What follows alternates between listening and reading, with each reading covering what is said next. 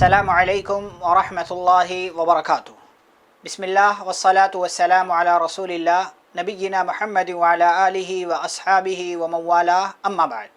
اعوذ باللہ من الشیطان الرجیم، بسم اللہ الرحمن الرحیم۔ ولا تحسبن اللہ غافلا عما يعمل الظالمون انما يؤخرهم ليوم تشخص فيه الابصار۔ رب اشرح لي صدری ويسر لي امری واحلل عقدۃ من لسانی یفقهوا قولی۔ سبحانك لا علم لنا إلا ما علمتنا إنك أنت العليم الحكيم رب زدني علما اللهم صل على محمد وعلى آل محمد كما صليت على إبراهيم وعلى آل إبراهيم إنك حميد مجيد اللهم بارك على محمد وعلى آل محمد كما باركت على إبراهيم وعلى آل إبراهيم إنك حميد مجيد۔ معزز و محترم اسلامی بھائیوں اور بہنوں، آج کی اس مجلس میں آپ تمام کا استقبال ہے۔ انشاءاللہ آج ہم پارہ نمبر 13 کا مطالعہ کریں گے۔ ہماری گفتگو چل رہی تھی سب سے بہترین قصے یعنی حضرت یوسف علیہ السلام کے واقعات کے تعلق سے، اور ہماری گفتگو یہاں تک پہنچی تھی کہ یوسف علیہ السلام جیل سے نکالے جا چکے ہیں اور زلیخا اور دیگر عورتوں کی طرف سے ان کی براءت کا اعلان ہو چکا ہے، اور یہ بات سامنے آ چکی ہے کہ یوسف علیہ السلام نے کوئی غلط کام نہیں کیا، بلکہ زلیخا ہی نے انہیں دعوت بدکاری دی تھی، زنا کی طرف بلایا تھا۔ پارہ نمبر 13 کا آغاز ہوتا ہے وَمَا أُبَرِّئُ نَفْسِي إِنَّ النَّفْسَ لَأَمَّارَةٌ بِالسُّوءِ۔ یہ کسی کا بھی قول ہو سکتا ہے، بادشاہ کا یا یوسف علیہ السلام کا، یعنی مطلب یہ ہے کہ میں اپنے نفس کے بارے میں پاک دامنی کا اعلان نہیں کرتا، اس لیے کہ یہ جو نفس ہے، نفس امارہ، یہ انسان کو برائی کی طرف لے جانے والی ہے، لیکن انسان کا کام کیا ہے کہ وہ اپنے آپ کو برائی سے بچا کر رکھے، اور اگر کبھی غلطی ہو جائے تو اللہ رب العالمین بخشنے والا، رحم کرنے والا ہے۔ جب یہ اعلان عام ہو گیا، یہ بات عام ہو گئی کہ یوسف علیہ السلام بری ہیں، انہوں نے کوئی غلط کام نہیں کیا ہے، تو بادشاہ نے کہا انہیں میرے پاس لاؤ، میں ان کو اپنے یہاں اپنا قریبی بنا کر رکھوں گا۔ چنانچہ یوسف علیہ السلام آئے، بات چیت ہوئی، اور بادشاہ نے ایک پرپوزل رکھا، ایک بات رکھی کہ میں آپ کو اپنے یہاں ایک اچھا منصب، ایک بہترین پوسٹ دینا چاہتا ہوں۔ تو یوسف علیہ السلام نے کہا اجعلنی علی خزائن الارض، آپ مجھے زمین کے خزانے کا مالک بنا دیجئے، یعنی یہ جو غلہ وغیرہ، اناج وغیرہ جو دیکھنے کا کام ہوتا ہے وہ میری ذمہ داری میں آپ دے دیجئے۔ انی حفیظ علیم، بے شک میں اس کی حفاظت بھی کروں گا اور مجھے پتہ بھی ہے کہ کیسے سارے معاملات انجام دینا، یہ ڈیل کرنا ہے۔ یعنی یوسف علیہ السلام مستقبل دیکھ رہے تھے، دور اندیش تھے، وہ مصیبت سے قوم کو بچانا چاہتے تھے، لوگوں کو، مصر والوں کو اور آس پاس کے تمام علاقے والوں کو وہ مصیبت سے، پریشانی سے بچانا چاہ رہے تھے، اسی لیے انہوں نے اپنے آپ کو وزیر خزانہ کہہ لیجئے یا غلہ وغیرہ کے انتظامات دیکھنے والا، اس کے ذمہ دار بننے کی خواہش ظاہر کی۔ عام حالات میں کوئی بھی عہدہ، کوئی بھی پوسٹ طلب کرنا، مانگنا، یہ جائز اور درست نہیں ہے، لیکن کوئی ایسا انسان ہے جو بہت زیادہ صلاحیت مند ہے، وہ اس فیلڈ کا ماہر ہے اور اس کو یہ دکھ رہا ہے کہ کوئی اور نہیں ہے جو اس کام کو بخوبی سنبھال سکے، یا وہ یہ دیکھ رہا ہے کہ جو ذمہ دار ہیں وہ صحیح سے کام انجام نہیں دے رہے ہیں، میں یہ کام بہتر طریقے سے کر سکتا ہوں، تو ایسی صورت میں اللہ کی رضا کی خاطر وہ اس کے لیے آگے بڑھ سکتا ہے، پرپوزل رکھ سکتا ہے، درخواست کر سکتا ہے، جیسا کہ یوسف علیہ السلام نے کیا۔ اللہ رب العالمین نے کہاں سے کہاں تک لا کر حضرت یوسف علیہ السلام کو پہنچا دیا، ابھی بات مزید آگے آئے گی۔ اب ہوا یہ کہ یہ وزیر خزانہ بنا دیے گئے، 7 سال جو خوشحالی کے تھے، اچھے دن کے تھے، وہ گزر گئے، آئے اور گزر گئے، خوب پیداوار، خوب غلہ، خوب اناج پیدا ہوا، لیکن پھر 7 اگلے سال مصیبت کے شروع ہوئے۔ تھوڑے دنوں تک تو تمام لوگوں کا کام چلا، کھانا پینا سب ہوتا رہا، لوگوں نے اپنی ضروریات پوری کی، لیکن دھیرے دھیرے اناج ختم ہونے لگا۔ تو اب مصر کی طرف یعنی بادشاہ کی طرف لوگوں نے دیکھنا شروع کیا کہ یہاں سے کچھ بھلا ہو سکتا ہے۔ اب یوسف علیہ السلام نے ایسے انتظامات کر رکھے تھے کہ بہت سارا غلہ اور اناج جمع تھا اور آئندہ 7 سالوں تک کے لیے وہ کافی ہوتا۔ تھوڑے پیسے لے کر بہت سارا سامان دیا جاتا تھا، یعنی ایک انسان آتا تھا اونٹ پر سوار ہو کر، ایک آدمی کے حساب سے ایک انسان کو اونٹ پر جتنا لادا جا سکتا تھا وہ پیسے لے کر، معمولی رقم لے کر وہ اس کے حوالے کر دیا جاتا تھا، وہ اپنے علاقے کی طرف چلا جاتا تھا۔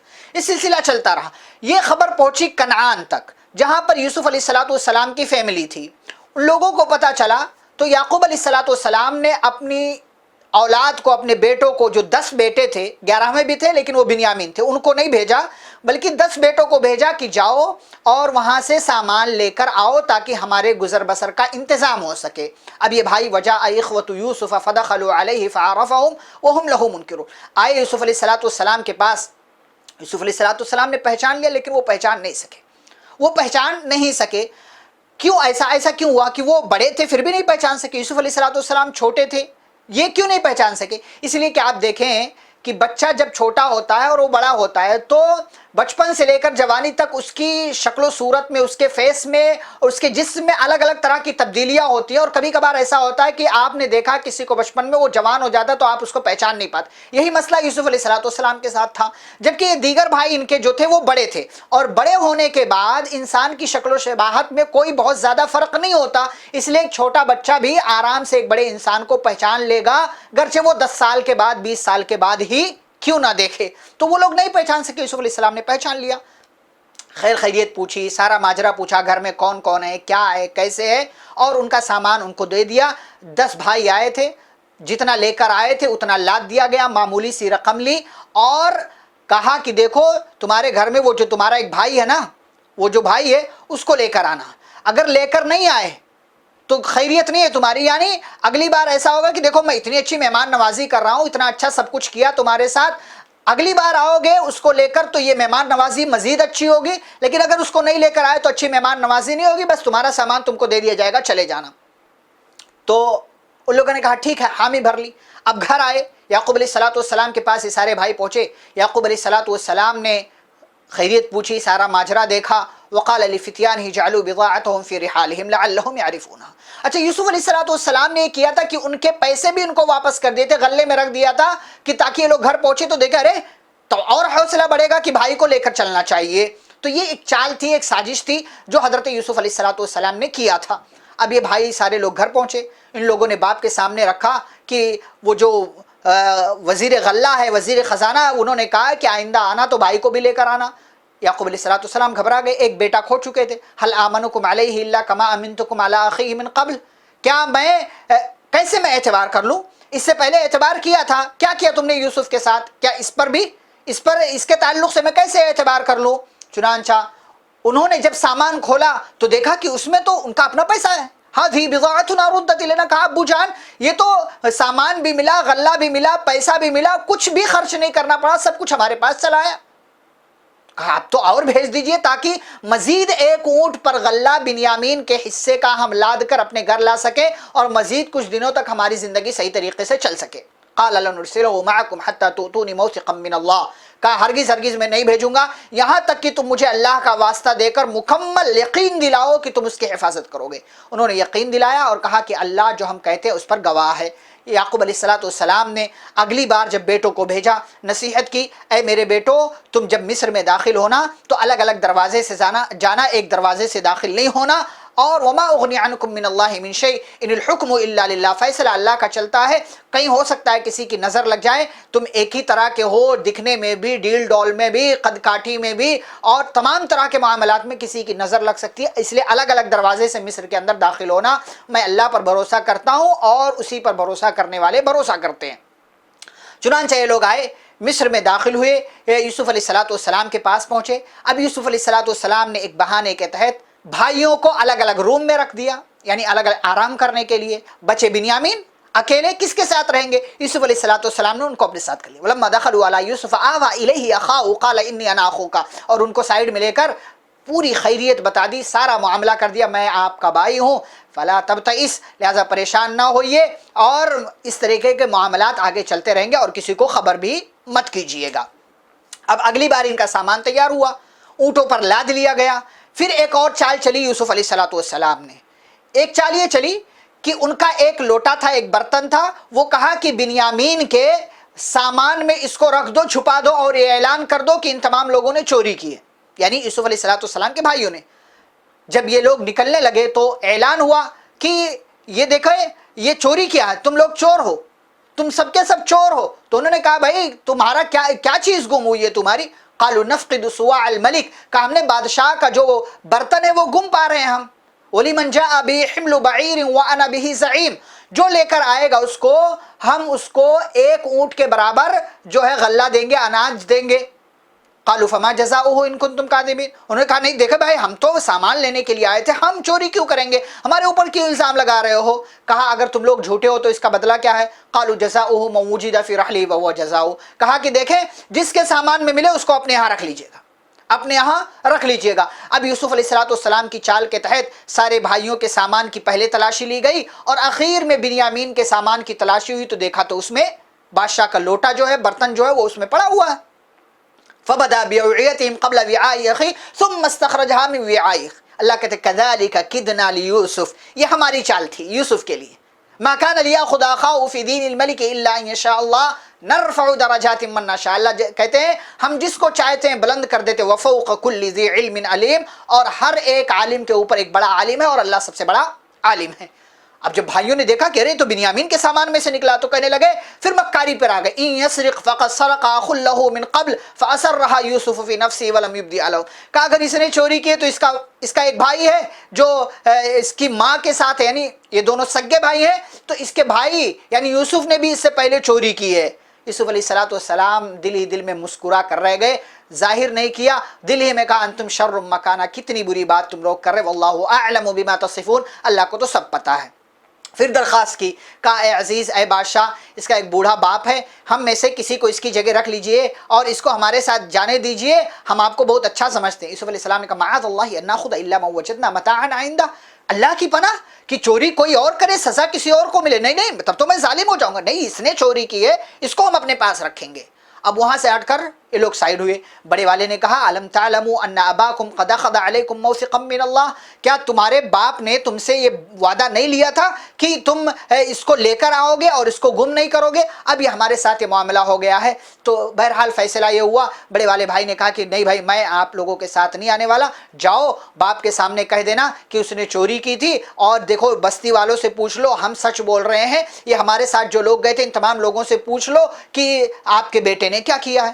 پھر یہ تمام لوگ یعقوب علیہ السلام کے پاس آئے، پوری بات بتائی تو یعقوب علیہ السلام نے وہی بات کہی جو اس سے پہلے یوسف علیہ السلام کے گم ہو جانے پر کہی تھی. بل سولت لکم انفسکم امرا فصبر جمیل، نہیں اس میں کچھ نہ کچھ گڑبڑی ہے لیکن میں صبر کرتا ہوں، ہو سکتا ہے مجھے یقین ہے کہ اللہ رب العالمین ان تمام لوگوں کو ایک ساتھ لے کر آئے گا، وہ جاننے والا حکمت والا ہے. یوسف علیہ السلام کی اتنی یاد آئی یعقوب علیہ السلام کو، اتنی یاد میں ان کے روتے تھے، اتنے آنسو بہاتے تھے کہ ان کی آنکھ کی بینائی چلی گئی، آنکھیں خشک ہو گئیں، اور کہتے تھے انما اشکو بثی وحزنی الی اللہ واعلم من اللہ ما لا تعلمون. تمام بیٹے تانا دیتے تھے بار بار یوسف کو یاد کرتے ہو اسی حال میں مر جاؤ گے.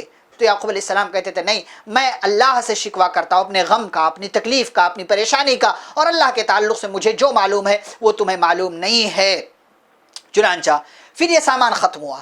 پھر اگلی بار ایک تیسری مرتبہ مصر بھیجنے کی تیاری ہوئی. یعقوب علیہ السلام نے اپنے بیٹوں کو مصر بھیجنے کے لیے تمام تر چیزیں نصیحتیں کی، اور چلتے چلتے ایک نصیحت کی، یا بنی اذهبوا فتحسسوا من یوسف واخیہ ولا تیأسوا من روح اللہ. اے میرے بیٹوں مصر جا رہے ہو، دیکھو بھولنا نہیں، یوسف کو تلاش کرنا ہے، اس کے بھائی کو تلاش کرنا ہے، اور تلاش کرتے رہنا، اور اللہ کی رحمت سے مایوس نہیں ہونا. انہ لا یئس من روح اللہ الا القوم الکافرون، اس لیے کہ اللہ کی رحمت سے صرف اور صرف کافر قوم مایوس ہوتی ہے، کوئی اور مایوس نہیں ہوتا.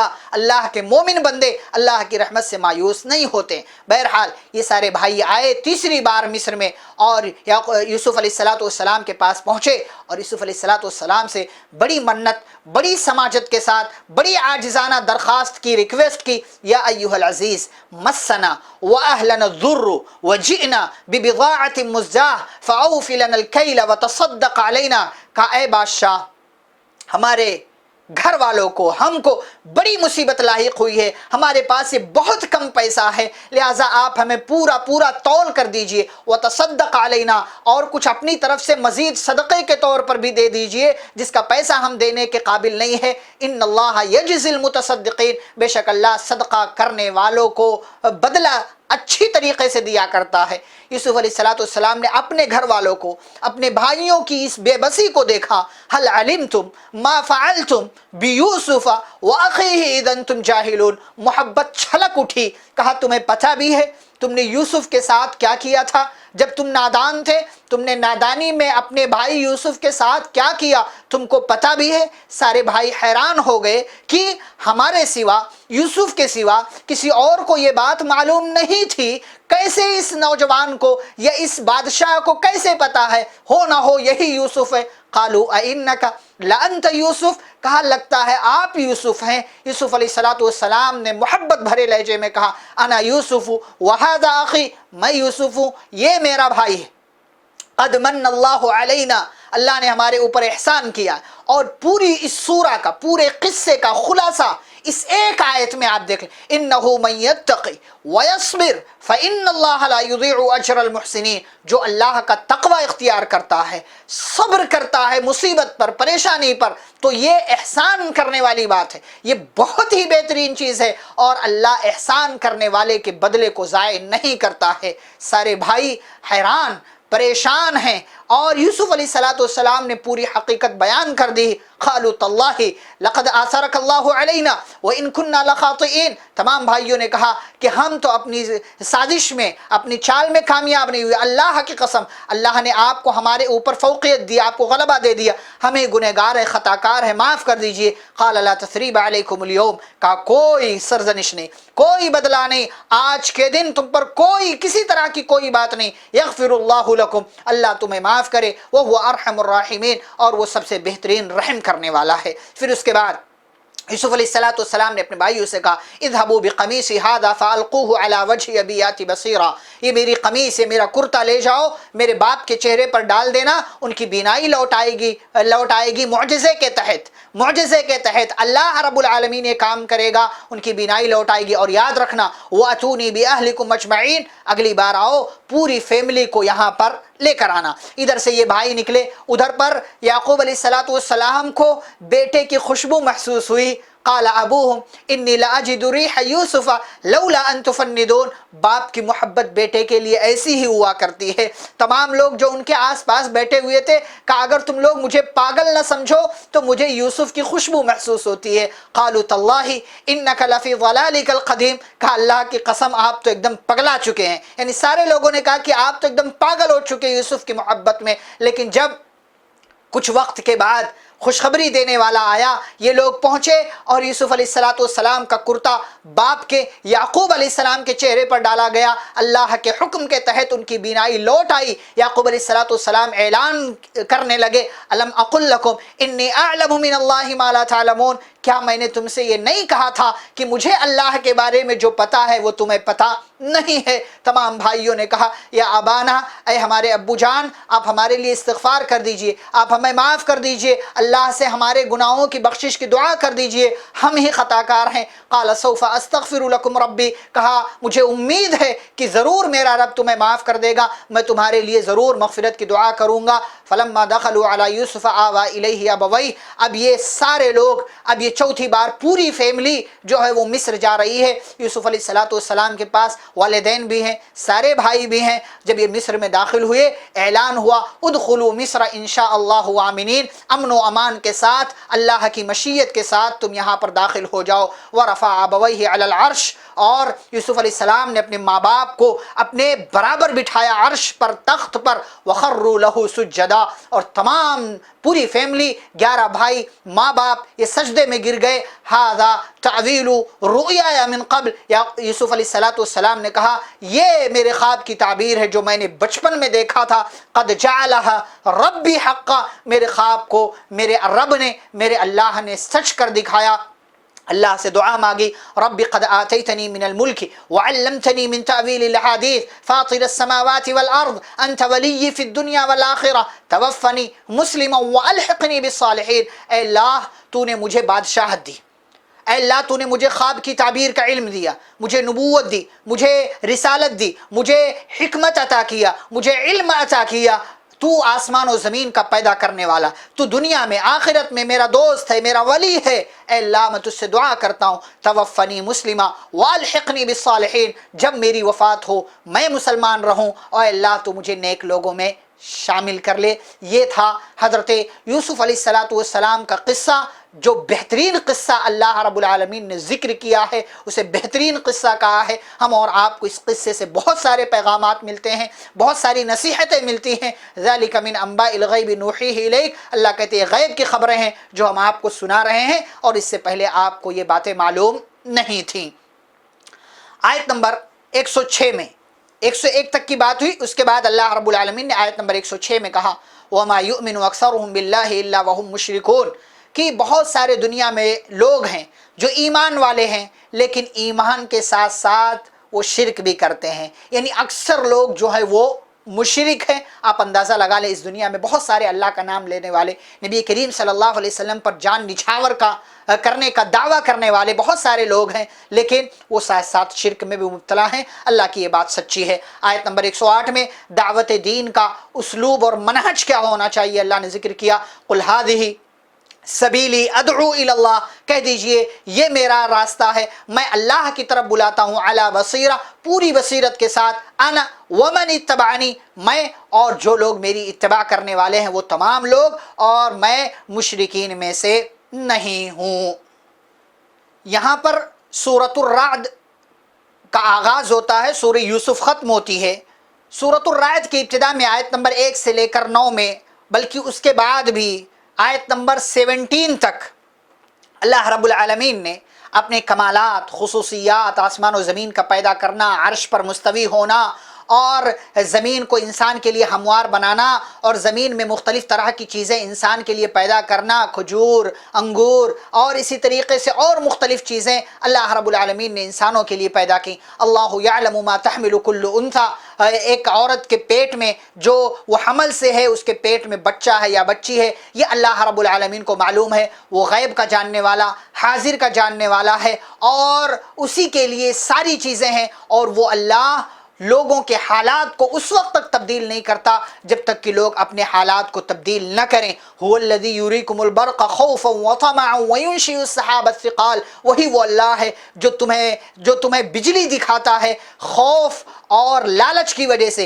यानी वो बिजली दिखाता है ताकि तुम्हारे अंदर उसका खौफ, उसका रौब व दबदबा पैदा हो, और वो बिजली इसलिए भी दिखाता है ताकि तुम्हारे दिलों में लालच पैदा हो कि बिजली चमक रही है, अब बारिश होगी। वो युसब्बिहुर राअदु बिहम्दिही वल मलाइकतु मिन खीफतिही, और बिजली जो है, बिजली की कड़क जो है, ये अल्लाह की तस्बीह, उसकी तहमीद, उसकी तारीफ़ बयान करती है, और फरिश्ते उसके डर और खौफ से उसकी तस्बीह बयान करते हैं। लहू दावतुल हक़, वही अल्लाह है जो सच्चा है, जिसकी बातें सच्ची हैं, और जो लोग उसको छोड़कर किसी और की इबादत करते हैं, वल्लज़ीना यदऊन मिन दूनिही ला यस्तजीबून लहुम बिशैइन, वो तमाम शुरका इनकी बातों का, इनकी दुआओं का जवाब नहीं दे सकते। और कबासिती कफ़ैहि इलल मा, इनकी मिसाल ऐसे ही है कि कोई इंसान पानी के सामने अपने दोनों हाथों को फैलाकर खड़ा हो जाए और ये सोचे कि पानी मेरे अंदर, मेरे मुंह में, मेरे हाथ में चला आएगा, वमा हुआ बिबालिगी, हालांकि वो पानी उसके मुंह तक नहीं आ सकता। ऐसे ही मिसाल उन लोगों की है जो अल्लाह के साथ किसी और को शरीक करते हैं, कभी भी उनका कोई फ़ायदा नहीं मिलने वाला है। वलिल्लाहि यस्जुदु मन फिस समावाति वल अर्द, आसमान और ज़मीन की सारी मखलूक़ात अल्लाह ही के लिए सजदा करती हैं, चाहे वो फरमा बरदारी के साथ या कराहत के साथ, जैसे भी सुबह शाम सारी चीज़ें उसी की तस्बीह बयान करती हैं। आयत नंबर 19 से 25 में जन्नत और जहन्नम में ले जाने वाले अमाल अल्लाह ने जिक्र किए। अल्लज़ीना यूफ़ून बिअहदिल्लाहि वला यनक़ुदून अल मीसाक़, जो लोग अल्लाह के वादे को पूरा करते हैं, एग्रीमेंट को तोड़ते नहीं हैं, और वल्लज़ीना यसिलून मा अमर अल्लाहु बिही, रिश्तेदारी को जोड़ते हैं, अपने रब से डरते हैं, बुरे हिसाब किताब का खौफ उनके दिलों में है। वल्लज़ीना सबरू इब्तिग़ाअ वजहि रब्बिहिम, और जो लोग अपने रब की खुशी के लिए सब्र करते हैं, नमाज कायम करते हैं, और जो कुछ अल्लाह ने उन्हें दिया उसमें से खर्च करते, चुपके तौर से भी, अलानिया तौर से भी, दिल में उनकी अच्छी नीयत है। वयदरऊन बिल हसनति सय्यिआ, और वो अच्छाई के ज़रिए बुराई को मिटाते हैं। اولئک لہم عقبی الدار، ایسے ہی لوگوں کے لیے آخرت میں بہترین بدلہ ہے۔ لیکن جو دوسرے لوگ ہیں والذین یقطعون ما امر اللہ بہ ان یوصل ویفسدون فی الارض، جو لوگ اللہ رب العالمین نے جس چیز کو جوڑنے کا حکم دیا اس کو توڑتے ہیں، زمین میں فساد پھیلاتے ہیں، اللہ سے کیا ہوا ایگریمنٹ توڑتے ہیں، اولئک لہم اللعنۃ ولہم سوء الدار، یہ ایسے لوگ ہیں جن پر اللہ کی لعنت ہے اور جن کے لیے برا ٹھکانہ ہے۔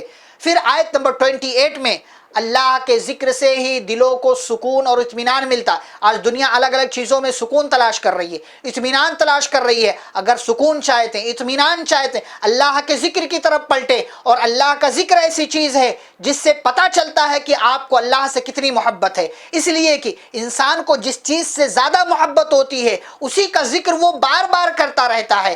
اگر آپ کو اللہ سے واقعی محبت ہے، کیسے پتہ چلے گا؟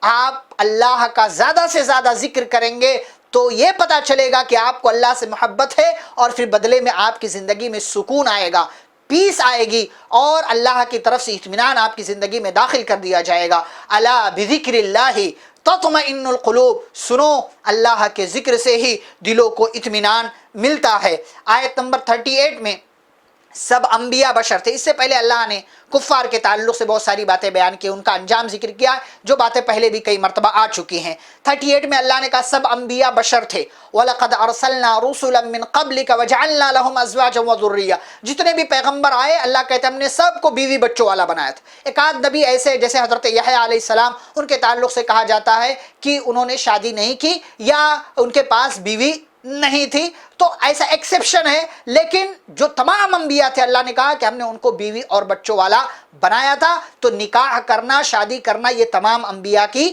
سنت ہے۔ وہ تمام بیوی اور بچوں والے تھے، ان کا اپنا خاندان، ان کا اپنا قبیلہ، ان کی اپنی بیوی، ان کے اپنے بچے تھے، یہ اللہ رب العالمین نے ذکر کیا ہے۔ اس کے بعد اللہ رب العالمین نے اپنی کچھ نشانی کے طور پر کچھ باتیں بیان کی ہیں کہ ہم یہ کرتے یہ کرتے۔ اولم یروا انا ناتی الارض ننقصها من اطرافها، کیا ان لوگوں نے نہیں دیکھا کہ ہم زمین کو اس کے کنارے سے کم کرتے چلے جا رہے ہیں؟ اس کو آپ اس کے حقیقی معنی پر بھی مراد لے سکتے ہیں، اور اس کا کوئی مفہوم بھی مراد لے سکتے ہیں کہ جیسے یعنی کافر لوگ نہیں دیکھتے کہ اللہ رب العالمین کس طریقے سے اسلام کو پوری دنیا پر غالب کر رہا ہے، اور کافروں کی جو زمین ہے، جو ان کی ملکیت ہے، جہاں پر ان کی بادشاہت ہے یا جہاں پر وہ حکومت کر رہے ہیں، ان کا حصہ وہ کم ہوتا چلا جا رہا ہے۔ تو کوئی بھی معنی آپ مراد لے سکتے ہیں۔ یہاں پر سورۃ الرعد ختم ہوتی ہے اور اس کے بعد سورہ ابراہیم کا آغاز ہوتا ہے۔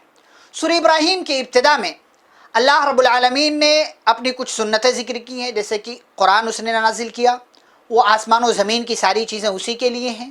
وما ارسلنا من رسول الا بلسان قومه ليبين لهم، اور ایک اہم بات کہ اللہ نے جس بھی نبی کو، رسول کو جس کسی علاقے میں بھیجا تو اسی زبان کا، اسی لینگویج کا ماہر بنا کر بھیجا۔ آپ جس علاقے میں رہ رہے ہیں وہاں کی زبان آپ کو آنی چاہیے، وہاں کی لینگویج آپ کو آنی چاہیے، تبھی صحیح معنوں میں آپ اللہ کی بات کو دوسروں تک، غیروں تک پہنچا سکتے ہیں۔ اور یہ اللہ کی سنت ہے کہ جتنے بھی انبیاء پیغمبر اللہ نے بھیجے ان کو ان کی زبان کا ماہر بنا کر بھیجا، اور اسی زبان میں جو ہے اللہ نے کتاب بھی نازل کی۔ جیسا کہ قرآن، پیارے نبی صلی اللہ علیہ وسلم امی تھے، پڑھنا لکھنا نہیں آتا تھا، لیکن اس کے باوجود آپ دیکھیں عربی زبان کے ماہر تھے، اور اللہ نے عربی زبان میں ہی قرآن نازل کیا، اس لیے کہ پیارے نبی صلی اللہ علیہ وسلم کو اللہ نے عرب میں، مکہ کے اندر جہاں پورے لوگ عربی جانتے تھے اور بہترین عربی زبان کے ماہر لوگ تھے، اللہ نے ان کے درمیان بھیجا پیارے نبی صلی اللہ علیہ وسلم کو، اور اس زبان کا ماہر بنا کر اسی زبان میں کتاب نازل کر کے اللہ نے بھیجا۔ آیت نمبر 6 میں حضرت موسیٰ علیہ السلام، فرعون کا تذکرہ ہے، اور آیت نمبر 7 میں اللہ نے ایک اہم بات بیان کی کہ جب فرعون کے ظلم و ستم سے نجات دے دیا اللہ نے، اسے ڈبو کر بنی اسرائیل کو، موسیٰ علیہ السلام کو، تو کہا دیکھو یہ ہماری نعمت ہے، یہ ہماری نعمت ہے جو ہم نے تمہارے اوپر کیا۔ لئن شکرتم لازیدنکم، اگر تم نے شکر ادا کیا تو ہم اس طریقے کی مزید نعمتیں تمہیں دیتے رہیں گے۔ وَلَئِن كَفَرْتُمْ إِنَّ عَذَابِي لَشَدِيدٌ، اور اگر تم نے ناشکری کی تو یاد رکھنا میرا عذاب بہت سخت ہے۔ یہ اللہ کا وعدہ ہے، شکر کریں گے مزید ملے گا، ناشکری کریں گے اللہ رب العالمین آپ کے پاس جو ہے اس سے بھی محروم کر دے گا، اور آئندہ جو ملنے والا تھا اس سے بھی آپ محروم کر دیے جائیں گے۔ اللہ آپ کو کسی عذاب، کسی مصیبت، پریشانی میں ڈال دے گا۔ आयत नंबर 9 से लेकर 17 में चंद रसूलों और नाफरमान कौमों का तज़किरा है कि रसूल गए उस कौम में, उन्होंने दावत दी अल्लाह की, वही कौम वालों ने कहा कि मतलब हम कैसे उन तमाम चीज़ों को, माबूदों को छोड़ दें जिनके हमारे आबा व अजदाद इबादत करते थे, ऐसा कैसे मुमकिन है, हम नहीं छोड़ सकते हैं। रसूलों ने समझाया उनको सारी चीज़ें की। वमा लना अल्ला नतवक्कल अला अल्लाह, मारने की धमकियां मिली, उन्होंने कहा नहीं हम तो सिर्फ अल्लाह पर भरोसा करते हैं। वक़द हदाना सुबुलना, उसी ने हमें हमारे रास्ते की रहनुमाई की, और भरोसा करने वाले मोमिनीन जो हैं उसी पर भरोसा करते हैं। काफिरों ने कहा उन पैगंबरों से, उन रसूलों से, लनुखरिजन्नकुम मिन अर्दिना औ लतऊदुन्ना फी मिल्लतिना, कहा देखो अगर तुम अपनी हरकतों से बाज नहीं आए तो इस ज़मीन से हम तुम्हें निकाल देंगे, या तुम हमारे मजहब में वापस चले आओ वरना हम तुम्हें यहाँ से निकाल देंगे। फ़अौहा इलैहिम रब्बुहुम लनुहलिकन्न ज़ालिमीन, अल्लाह ने वही नाजिल की रसूलों की तरफ, घबराओ नहीं, अल्लाह इन जालिमों को ही हलाक और बर्बाद कर देगा। और फिर कहा वलनुस्किनन्नकुमुल अर्ज़ मिन बादिहिम, और इनको हलाक करने के बाद हम तुम्हें इस ज़मीन का वारिस बना देंगे। ये अल्लाह रब्बुल आलमीन का वादा है। तो हमें ज़ाहिरी हालात को देखकर घबराना नहीं चाहिए, बस रब से अपना राबता, अपना कनेक्शन जो है उसे मजबूत रखना चाहिए ताकि अल्लाह हमारी मदद करे। आयत नंबर 18 में काफिरों के आमाल की मिसाल अल्लाह ने दी। मसलुल्लज़ीना कफ़रू बिरब्बिहिम अअमालुहुम करमादिन इश्तद्दत बिर्रिहु फी यौमिन आसिफ, अल्लाह ने कहा कि इनके आमाल की, काफिरों के आमाल की मिसाल ऐसे है कि गोया कि कोई राख है, कोई राख है, बहुत सारी है, लेकिन एक तेज़ व तुंद आंधी आती है, सारी राख को उड़ा कर लेकर जाती है, कोई फ़ायदा नहीं होता। ऐसे ये पूरी ज़िंदगी कितना भी अमल क्यों ना कर लें, लेकिन अगर इनके पास ईमान नहीं है तो सारे नेक आमाल इनके बर्बाद हो जाएंगे और हवा मंसूरा यानी हवा में इनको उड़ा दिया जाएगा। आयत नंबर 21 से 22 में जहन्नमियों का आपसी मुकालमा, यानी पीर और मुरीद जो दुनिया में चलता है ना, वहाँ पर मुरीद पीर से कहेगा कि हम तो तुम्हारी इत्तिबा करते थे, तुम जैसा कहते थे वैसा हम करते थे, फ़हल अंतुम मुग़नून अन्ना मिन अज़ाबिल्लाहि मिन शै, तो अल्लाह के अज़ाब से आज तो तुम हमें कुछ भी फ़ायदा नहीं दे रहे हो। तो लोग कहेंगे लौ हदान अल्लाहु लहदैनाकुम, अगर अल्लाह ने हमें हिदायत दी होती तो हम तुम्हें भी हिदायत दे देते। सवाउन अलैना अजज़अना अम सबरना मा लना मिन बहीस, आज कोई फ़ायदा नहीं है, सब बराबर है, कितना भी चीख लो, चिल्ला लो, जो चाहो कर लो, आज के दिन छुटकारा नहीं है। शैतान उन लोगों से कहेगा जब फैसला हो जाएगा कि अल्लाह ने तुमसे सच्चा वादा किया था लेकिन मैंने तुम्हें गुमराह किया, तुमने मेरी बात मान ली, वमा कान ली अलैकुम मिन सुल्तान, लेकिन मुझे कुछ नहीं कहना, मुझे ब्लेम नहीं करना, मुझे जिम्मेदार नहीं बताना कि मेरी वजह से तुम लोग गुमराह हुए। नहीं नहीं, अल्लाह ने तुम्हें समझ दी थी, अकल दिया था, अल्लाह की बात सच्ची थी, मैंने तो सिर्फ गुमराह करने का या गुमराही का रास्ता दिखाने का काम किया है, तुम अपनी हरकतों के, अपने अंजाम के जिम्मेदार खुद ही हो। आयत नंबर 24 से 27 में कलिमा तय्यबा और कलिमा खबीसा की मिसाल अल्लाह ने दी। कलिमा तय्यबा यानी ला इलाहा इल्लल्लाह मुहम्मदुर रसूलुल्लाह ऐसे है कि गोया कि एक बेहतरीन दरख्त है, उसकी डालियाँ हर तरफ फैली हुई हैं, वो हर हिसाब से लोगों के लिए फ़ायदेमंद है। ऐसे ही कलिमा तय्यबा है, इंसान इस कलिमा का इकरार कर ले, वो इस्लाम में दाखिल हो जाता है और फिर वो एक बेहतरीन सायादार दरख्त के नीचे आ जाता है और हर हिसाब से उसको फ़ायदा ही फ़ायदा मिलता है। लेकिन एक वो इंसान है जो कलिमा तय्यबा का इकरार नहीं करता, उसकी मिसाल कलिमा खबीसा यानी कलिमा खबीसा की मिसाल ऐसे है कि एक दरख्त है कि जिसका तना मजबूत नहीं है। वमसलु कलिमतिन खबीसतिन कशजरतिन खबीसतिन इज्तुस्सत मिन फौक़िल अर्ज़ि मा लहा मिन क़रार, उसे उखाड़ लिया जाता है, उसके अंदर कोई मजबूती नहीं होती। युसब्बितुल्लाहु अल्लज़ीना आमनु बिलक़ौलि साबित, और अल्लाह रब्बुल आलमीन कलिमा तय्यबा का इक़रार करने वालों को अल्लाह साबित कदम रखता है, दुनिया में भी और आखिरत में भी इस कलिमे का फ़ायदा उन्हें मिलेगा। वयुज़िल्लुल्लाहु ज़ालिमीन, और अल्लाह ज़ालिमों को गुमराह करता है। वयफ़अलुल्लाहु मा यशा, और अल्लाह जो चाहता है वो करता है। आयत नंबर 28 से 34 में अल्लाह के एहसानात और उसकी नेमतों का तज़किरा किया गया है। अल्लाह ने कई चीज़ें गिनवाई कि अल्लाह ने तुम्हारे लिए आसमान से बारिश नाजिल की, आसमान और ज़मीन पैदा की, तुम्हारे लिए नहरें बनाई, तुम्हारे लिए खेतियाँ और बागात बनाए, तुम्हारे लिए सारी चीज़ों का इंतज़ाम किया, तुम्हारे लिए सूरज और चाँद पैदा किया। इतनी सारी नेमतें हैं अल्लाह की, वो इन तउद्दु नेमत अल्लाह ला तुहसूहा, कि अगर अल्लाह की नेमतों को शुमार करना चाहो तो शुमार नहीं कर सकते। ये अल्लाह रब्बुल आलमीन ने तज़किरा किया है। लिहाजा लोगों नाशुक्रा मत बनो, अल्लाह की नेमतों पर जो भी है, जितना भी है आपके पास, शुक्र अदा करते रहो। और पहले बात आई इसी सूरा की आयत नंबर 7 में, शुक्र अदा करोगे मजीद मिलेगा, ना शुक्री करोगे तो बहुत सारी नेमतों से महरूम कर दिए जाओगे और अल्लाह का अजाब तुम्हारे ऊपर आएगा। आयत नंबर 35 से 41 में हज़रत इब्राहीम अलैहिस्सलाम की दुआओं का तज़किरा किया गया। हज़रत इब्राहीम अलैहिस्सलाम एक उलुल अज़्म पैगम्बर, अल्लाह के खलील, जिन्हें अल्लाह ने अपना खलील कहा, दोस्त कहा है, अल्लाह ने उन्हें अपना दोस्त बना लिया, खलील बना लिया। तो उनकी दुआओं का तज़किरा है। पहले एक दुआ उन्होंने माँ की मक्का शहर के लिए, रब्बि जअल हाज़ल बलद आमिना, ऐ अल्लाह इस शहर को अमन व अमान वाला बना दे। उनकी दुआ कैसे कबूल हुई हम सभी जानते हैं कि मक्का जैसा पीसफुल शहर पूरी दुनिया में कहीं भी नहीं है। दूसरी दुआ वजनुबनी व बनिया अन नअबुदल असनाम, कि अल्लाह मुझे और मेरी औलाद को, मेरी ज़ुर्रियत को बुतों की इबादत से बचा ले। अल्लाह ने बचाया, इब्राहीम अलैहिस्सलाम भी, इस्माइल अलैहिस्सलाम, इसहाक़ अलैहिस्सलाम, बल्कि पूरा ख़ानदान, पूरी नस्ल, इसहाक़ अलैहिस्सलाम से याक़ूब अलैहिस्सलाम, याक़ूब अलैहिस्सलाम से यूसुफ़ अलैहिस्सलाम, ये पूरी नस्ल चलती रही जो अंबिया और रसूलों की है। और फिर उसी ख़ानदान से इस्माइल अलैहिस्सलाम के ख़ानदान ही का हिस्सा है प्यारे नबी सल्लल्लाहु अलैहि वसल्लम। तो ये शिर्क से महफूज रहे।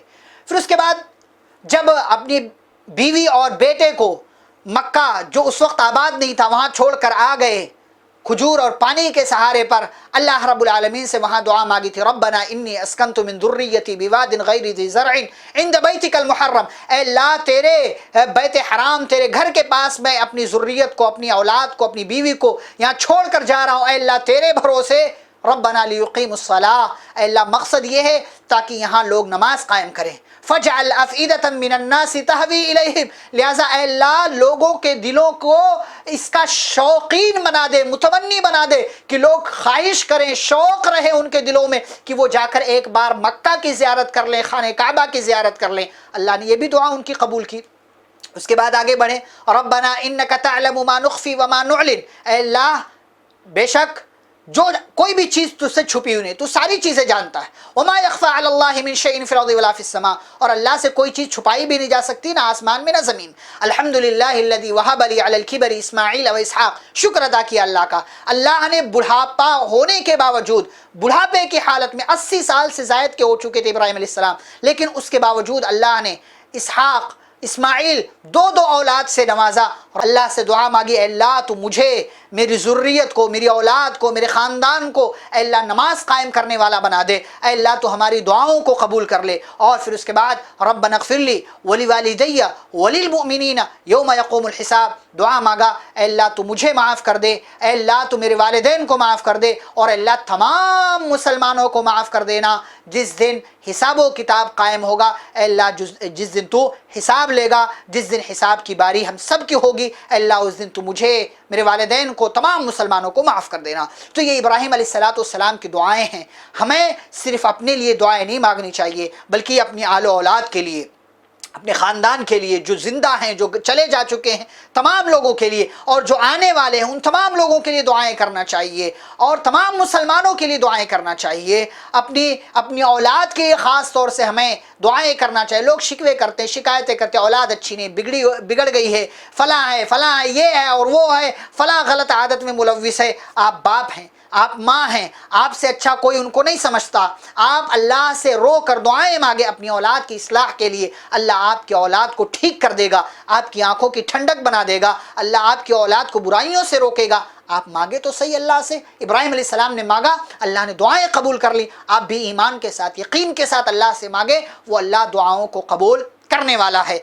आयत नंबर 42-43 में अल्लाह ने कहा, वला तहसबन्नल्लाह गाफिलन अम्मा यअमलु ज़ालिमून, कि बहुत सारे लोग कहते हैं कि फ़लाँ बड़े बड़े लोग जुल्म कर रहे हैं कमज़ोरों पर। اللہ کیا کر رہا ہے، اللہ مدد کیوں نہیں کرتا؟ تو اللہ کہتے ہیں ظالموں کے کرتوت، ان کے اعمال، ان کی حرکتوں، ان کے ظلم سے اللہ کو غافل مت سمجھو۔ اس کا سسٹم ہے، نظام ہے، قانون ہے، رول ہے، وہ اسی کے حساب سے کرتا ہے۔ انما یؤخرہم، اللہ ان ظالموں کو مہلت دیتا ہے اس دن کے لیے، لیوم تشخص فیہ الابصار، جس دن ساری نگاہیں جھک جائیں گی اور کوئی کسی کے کام نہیں آئے گا، کسی کی پوسٹ نہیں، کسی کی مالداری نہیں، کسی کی بلڈنگ نہیں، کسی کا بنگلہ نہیں، اور کسی کا بڑے پوسٹ پر ہونا نہیں، کسی کا خاندان نہیں، کوئی چیز کام نہیں آئے گی۔ اس دن اللہ ظالموں سے حساب اور کتاب لے گا۔ اور اسی دنیا میں پیارے نبی صلی اللہ علیہ وسلم نے فرمایا کہ کوئی بھی انسان اگر ظلم کرتا ہے تو اس ظلم کی سزا اسی دنیا کے اندر اللہ اسے ضرور دیتا ہے،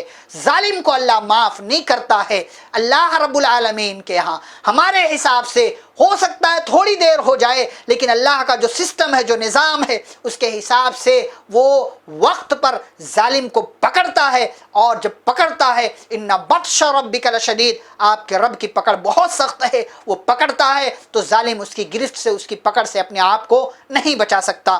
اور اس پارے کی آخری آیات میں آیت نمبر 44 سے لے کر 52 میں قیامت کے دن ظالموں کی، کافروں کی حسرت اللہ نے ذکر کیا ہے۔ اللہ کے پاس آئیں گے سارے لوگ، کہیں گے ربنا اخرنا الی اجل قریب نجب دعوتک ونتبع الرسل، کہیں گے اللہ مہلت دے دے، ہم نے یہاں سب کچھ دیکھ لیا، تھوڑے دن کی مزید مہلت۔ اللہ وعدہ کرتے ہیں تیری دعوت کو، یعنی تیرے دین کو قبول کریں گے، رسولوں کی اتباع کریں گے، اللہ سب کچھ کریں گے۔ اللہ کہیں گے سب کچھ تو پہلے دیا جا چکا تھا، زندگی دی، عقل دی، دماغ دیا، ساری چیزیں عطا کی، لیکن تم نے ایمان لے کر نہیں آئے۔ فلا تحسبن اللہ مخلف وعدہ رسولا، آپ اللہ رب العالمین کو اپنے وعدے کی خلاف ورزی کرنے والا مت سمجھے۔ وَتَرَى الْمُجْرِمِينَ يَوْمَئِذٍ مُقَرَّنِينَ فِي الْأَصْفَادِ سَرَابِيلُهُم مِّن قَطِرَانٍ وَتَغْشَىٰ وُجُوهَهُمُ النَّارُ، ظالموں کو، مجرموں کو، کافروں کو گھسیٹ کر ان کے چہرے کا بل لے جا کر جہنم کے اندر ڈال دیا جائے گا۔ اللہ کہتے ہیں هَذَا بَلَاغٌ لِلنَّاسِ وَلِيُنذَرُوا بِهِ وَلِيَعْلَمُوا أَنَّمَا هُوَ إِلَٰهٌ وَاحِدٌ وَلِيَذَّكَّرَ أُولُو الْأَلْبَابِ، یہ نصیحت ہے، یہ پیغام ہے، یہ میسج ہے دنیا کے تمام لوگوں کے لیے، تاکہ وہ ڈریں اور تاکہ انہیں معلوم ہو کہ اللہ تنہا، اکیلا، سچا معبود ہے، اور تاکہ وَلِيَذَّكَّرَ أُولُو الْأَلْبَابِ، جو عقل مند ہے، جن کے پاس دماغ ہے، جن کے پاس سمجھنے سوچنے کی صلاحیت ہے، وہ نصیحت حاصل کریں اور ان تمام چیزوں کو پڑھ کر، سن کر، دیکھ کر، جان کر وہ اللہ رب العالمین کو اپنا معبود مان لیں اور کلمہ طیبہ کا اقرار کر لیں۔ یہاں پر پارہ نمبر 13 کا اختتام ہوتا ہے۔ ایک آیت اور ہے جو سورۃ الحجر کی ہے، وہ انشاءاللہ اس کو ہم پارہ نمبر 14 کے ساتھ لیں گے۔ اللہ رب العالمین سے ہم دعا کرتے ہیں کہ اللہ ہم سبھی کو قرآن و حدیث کی تعلیمات پر عمل کرنے والا بنائے، جو ہم پڑھتے ہیں، سنتے ہیں، انہیں اللہ سمجھنے کے ساتھ ساتھ عمل کرنے اور دوسروں کو اس کی جانب دعوت دینے کی توفیق دے، جب تک اللہ دنیا میں زندہ رکھے اسلام اور ایمان پر۔ خاتمہ ہو تو خاتمہ بالخیر ہو۔ وصلی اللہ تعالی علی نبینا محمد وعلی آلہ وصحبہ اجمعین برحمتک یا ارحم الراحمین۔ ربنا تقبل منا انک انت السمیع العلیم، سبحانک اللہم وبحمدک، اشہد ان لا الہ الا انت، استغفرک واتوب الیک۔ والسلام علیکم ورحمۃ اللہ وبرکاتہ۔